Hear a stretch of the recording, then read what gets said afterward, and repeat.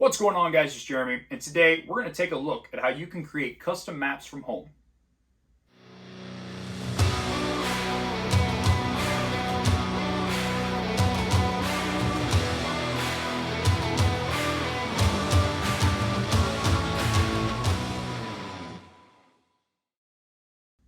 Whether you're a prepper, a backpacker, or the tactical civilian, coming across reliable maps can be a bit of a challenge, specifically ones that are tailored to your needs. And we're going to take a look at an application today, CalTopo, which could hopefully help a lot of you out, as I've gotten a lot of DMs in the past on where I get my maps from. So I thought I would share that process with you guys. But before we get started, guys, if you can, support the channel by liking and subscribing, sharing this content with others that you think might benefit from us. Help us continue to fight the shadow ban and all the things that social media puts us through that kind of keeps us down. But let's get started. So when you are trying to customize maps to what you really need, you have to consider a few things.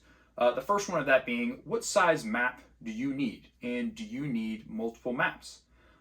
Depending on what you may be doing, a large 1 to 50,000 or 1 to 100,000 map might be applicable. Or you want one really big map and then a few smaller maps like the 1 to 25,000 or 1 to 24,000 of more defined smaller areas. So you really have to consider, what size map do I need, or how many maps do I need? Another one would be, what scale does your map need to be? And a lot of that goes into the understanding of what size grid map do I need? Do I need a 6-digit grid map? Do I need a 10-digit grid map? And that's going to play into that a lot, specifically when we start looking at doing different types of land navigation. And then finally, what kind of layers do you need? Do you need to specifically tailor towards the topographical features? Are you trying to focus on infrastructure and roads?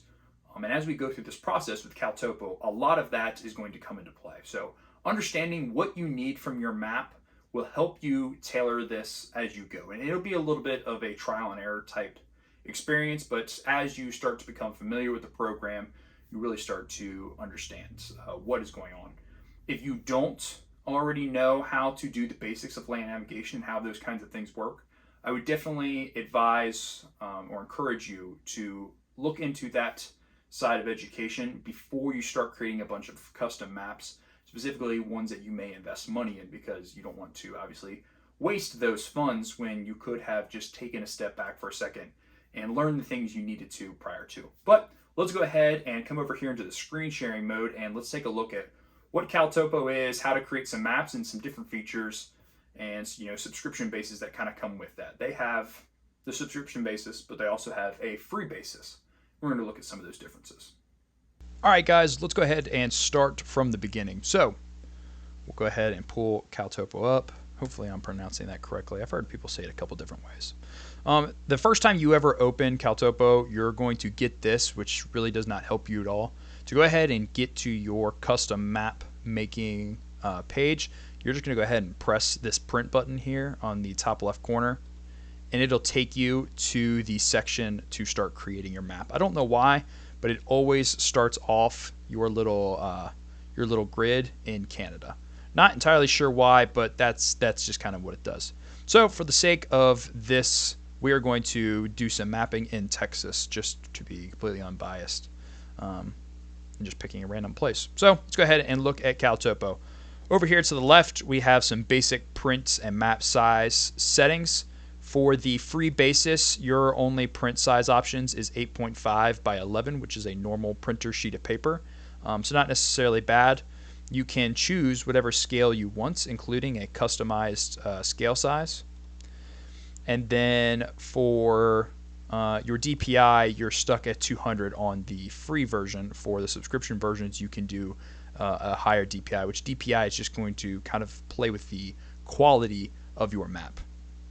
Down here, when it comes to grid lines, you have the options of what kind of map setting, or I guess style, you're going to be in. I always go to USNG, the United States National Grid, and then you will have to set this to 1 kilometer. For a while, I was never doing this. I just left this as the default, and my grid sizes were always a little bit different than what was on my mapping tool. And it wasn't until I eventually reached out to Wandering Hoosier on Instagram that he told me that this fine detailed little setting right here, if you're on the USNG, will correct that grid size so your mapping tools will properly work with that. So you'll have to select this, make sure that you select this, otherwise you're not going to get your grid lines when you go to print your map.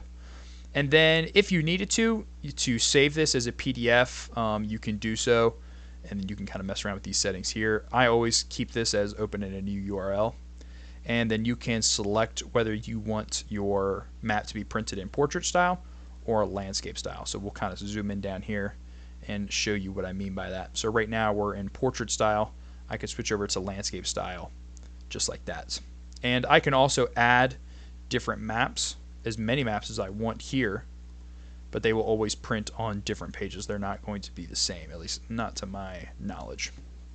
If we look over here to the right, we have our, kind of our custom map builder. So on our base layers up here, we can select what we want the main focus of our map to be. The most popular of which I'm going to say is probably the map builder hybrid, the global imagery, and then the map builder roads. The map builder roads or the map builder OpenStreetMap? Yeah. This one, the map OpenStreetMap, focuses on infrastructure and roads a lot. Your global imagery is pretty self-explanatory. And then your map builder hybrid gives you kind of a taste of your infrastructure and your buildings along with some topographical features. You have your contour lines, you have your vegetation and whatnot, you have your water, all that kind of stuff is significantly highlighted on here. This is my favorite one to normally print in. For a while, I was going to an OpenStreetMap, which may be beneficial to you, or the map builder. I prefer the OpenStreetMap because I think it's a little bit cleaner of a picture, although your structures aren't necessarily as defined. And then I will stack a base layer over top of it, such as the topographical features, and then I'll just turn down the settings on that to a darkness that I like. So now I have the vegetation and my contour lines and all that kind of stuff, but I have a focus on the roads, the infrastructure, all that kind of stuff. You can see here we still have our contour lines and all of that, but it's just not as defined because that may not be our primary area of concern. If you wanted to add individual features like contour lines, structures, things like that, you can do so over here. I've noticed that if I add the structures through this method and not through the base layer map methods, it creates these really big, bulky orange dots, which unless you're on a very, very fine, defined, small map, it's not going to look very good. So there are separate things that you can mess around with over here. And that is the general basis of what you get to play with as your free version. Now, before we get into creating the maps themselves outside of just these basic customization, I'm going to look at the different subscription bases that I would think are fairly beneficial to everybody. So we see here there are 4 different subscriptions, we'll call it. The first one is free. Obviously, you can use without an account at any point in time, but we saw the limitations of that. You can go mobile, which allows you to download some offline maps, some private maps, and you can also customize with the same features as before. And then there is the Pro, which is $50, and you can increase your map sizes, you increase your quality of your maps, and then you also get some additional layers and mapping tools that you can utilize with it. And then we have the desktop version, which really the big key kicker with this is you get the desktop application. But let's also look into the GIS tools here. So a little bit more with layers and whatnot. This is the one that I currently utilize, is the Pro, $50 a year, which I have gotten more than my money's worth out of so far, just from printing different maps that we use for Prac app and training and all that kind of stuff for me and my local crew, and just doing my own land nav practice and whatnot. I've gotten more than my money's worth out of this, just even utilizing my home printer. But the big thing with this is being able to print larger size maps. Although you can't do this at home necessarily from a printer, we'll talk about that here in a minute. The capability is nice, specifically having the higher quality. So we'll go back, and I'm going to go ahead and log in. Give me a brief moment here, guys. A few moments later. Alright guys, now we are signed into my Pro account, so we have a lot more things that we can mess around with. So let's go ahead and go into some additional features with the Pro. So, like we said before, being able to print larger size maps. The 36 by 48 is a behemoth of a map.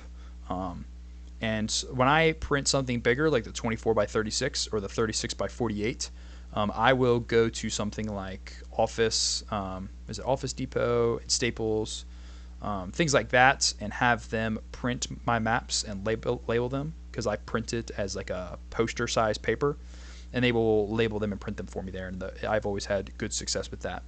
But for just classic little weekend maps or training maps and stuff like that, I'll print the 8.5 by 11 at a high quality here at home, and then you can laminate them yourself if you get something like a Scotch laminator off of Amazon, which is very inexpensive. I could be wrong, but at least I know for a while there you get them for like 30 or 40 bucks. Sometimes you could probably get some for cheaper. And then lamination sheets themselves are very inexpensive. So that is that. Your scales don't really change. Your DPI changes. 400 DPI is amazing. One thing I didn't mention before was the title. You can title your maps. So we'll just go ahead and put YouTube video. Oh, got to capitalize that T. They yell at you. We'll go back down into here and adjust our settings. And then I prefer to go landscape method because I very much like utilizing as much space as possible. But let's go ahead and look at getting into printing our map here. So we're going to go into downtown Dallas, and the more defined your map is, like in urban areas where there's a ton of streets and buildings and structures or whatnot, you have to get in really close and just make sure that you're using a high definition map to be able to process all this. Because even right now, with good Wi-Fi and a modern computer, it's taking a moment to even process everything we have going on here. Let's see. So we're going to keep it in the map builder topo layer for this method. Now when I go to create my maps, guys, this center point obviously is going to be the center of focus for your map, and I will do one of two things. I will either A, put the dot in the center of the area of operation or the area of coverage that I'm trying to utilize. Say you just live in downtown Dallas or whatever, and you're like, you know what, I'm just going to put it right there, right in the middle of downtown Dallas. This is good for me. Then that's fine. If your purpose is to get to this highway and you live over here, you can do something like, I don't have enough space to do that, but you can do something like this where it's like, all right, I live here and I need to get here. So my main area of focus for the size of my map is that travel distance in between here. And we could go, 1 to 25,000, go even smaller. We could go 1 to 100,000 and go really big. Now we got a much bigger map here. And this is not going to be very defined. If you print greater than a 1 to 50,000 on a piece of printer paper, depending on the topographical features of your area, it's not going to be super defined because you have a lot going on an 8.5 by 11 piece of paper. So if you're going to go something like this, I definitely suggest you using something like a 36 by 48 or 24 by 36, just to make the most out of getting your defined features. But we'll go back down to the 1 to 50,000, and we're going to get out of the urban area there a little bit because that was a little too much. Seagoville. This will do fine for us. So we have our area, we have the layer that we want, we have our grid line set the way that we want, we have our quality set, all of this. So once we've done this and we are happy with the way our map looks, we're going to go ahead and hit generate PDF. You will automatically go to a new URL, and sometimes this will take 3 or 4 seconds, sometimes this may take a minute or more. It really depends on how much your computer is trying to process. It's also, while we wait for this to load, it's also important for me to point out that regardless of if you make an 8.5 by 11 map or something like a 36 by 48, it's all going to come out that perfect size for a PDF file. So if you take your larger maps, your 24 by 36, your 36 by 48, and you put it on a flash drive and you take it to somewhere like Staples for them to print, the PDF file will be able to associate itself with their printers and know that it's supposed to be printed in a 36 by 48. So you don't have to worry about that kind of stuff. So this is loaded, and there is a ton of information here that we're going to go over. So obviously we have our map and we have our grid lines. This naturally comes out as a 4-digit grid map given the scale size. and then you could turn this into a 6/8 digit grid if you needed to, using your mapping tools. The 4-digit grid is 1,000-meter square, which you can kind of associate that as the size of like a suburban neighborhood. So this square, as this map scale stands right now, is 1,000 meters. This is a 1,000-meter square. If it was a 6-digit grid, this square, there would be a lot more squares and be a lot more defined. You would have a 100-meter square, something the size of like a football or soccer field. Nonetheless, so we have our grid, we have our map. We come down to the bottom and we have a lot of other information. We have our scale size perfectly up front here. We have what 1 inch is on this map and what it equivalates to in feet, which is extremely important. We have our magnetic north to grid north adjustment here as we're figuring out our azimuths. Depending on what you have to do, you may have to subtract or add to get your proper azimuth. And then we, over here in the bottom left corner, we have that custom name we put in. We have map details on where this falls into zone-wise and whatnot. And then if you scan this with your phone or a mobile device, this map will actually pull up. Even if you did not save this underneath an account with CalTopo, if this is scanned, this PDF file will always show up, which I think is very cool. So, like I said before, guys, if you print this at home or you print this at Staples, Office Depot, whatever it is, you can laminate these, which I very much suggest that you laminate your maps. And then your limits, there really is no limitations at that point other than your ability to land nav. You know, CalTopo has an extremely large amount of possibilities. Even if you go, let's say, we'll go OpenStreetMap with contour lines. Now we have our contour lines, and I'm going to make this a 36 by 48. Now you see, even with a 1 to 50,000 scale map, since I'm using a piece of paper that is much, much, much larger, my area of coverage changed significantly. My scale did not change, but how much area I'm covering on this 1 to 50,000 scale is different. So we'll leave everything the way that is. We'll generate a new PDF. That may take a second. All right, sorry for that delay, guys. This map took a while to process, considering it's a 36 by 48 with 400 DPI. But here we have our 36 by 48 map in the PDF file, and as you can see, there is a lot more grid squares to this map. However, it is still a normal 4-digit grid. It just covers a lot larger area. It looks no different. It's just really big. And if you look, if we get down detailed into this, and it normally prints pretty fine for me.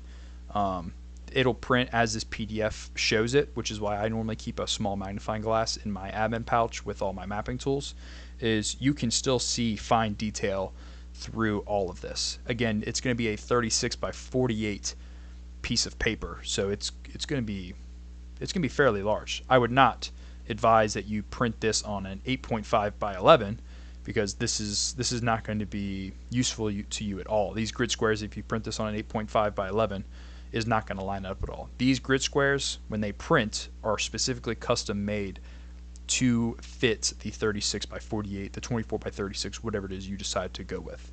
So just keep that in mind as you're customizing your maps and figuring out the sizes and whatnot. Is the piece of paper that you choose to create this PDF document from needs to be the type of paper or the size of paper that you eventually move forward with when it comes to creating your maps. But that's pretty much a wrap on CalTopo, guys. Hopefully this was somewhat helpful to you guys. I definitely suggest that you guys get in here at least on the free version and mess around with creating some maps. It took me a while to kind of start to figure some things out, but after you play around for a while, watch some YouTube tutorials, so on and so forth, it's not that hard to get a handle on. All right, guys, that's all we have for creating custom maps using CalTopo. Hopefully you found this video somewhat helpful. Please share it with other people, because I know, finding good maps or creating maps is definitely a challenge everybody faces, and hopefully we can, push land navigation to become more of a norm in the community, whatever community you may find yourself in, because, even outside of the tactical aspects, understanding land navigation is extremely important for emergency preparedness and other things like that. So please share this, spread the knowledge. Knowledge is power. As a reminder, guys, our registration is currently open for our Medical Response 1 class, August 28th in Fort Thomas, Kentucky. A great class, and one thing that we're going to do moving forward is people who have already taken the class in the past will get a discount moving forward, hopefully to encourage sustainment training and just continuing to keep the ball rolling. So look into that. In addition, we have our IFAC refill kits in stock still. Everything you need to treat March, all 5 steps in this compact package with our custom casualty card that comes with this. These medical gear is extremely hard to come by right now. So if you're needing medical gear, we've got it in stock. It ships to you. If we don't have it, we will let you know. But it's in stock right now, so look into that, guys. Thank you for all the support, guys, that you guys continue to give us. Again, like, subscribe, share the content. It's extremely helpful. Until next time, guys, train hard, train often.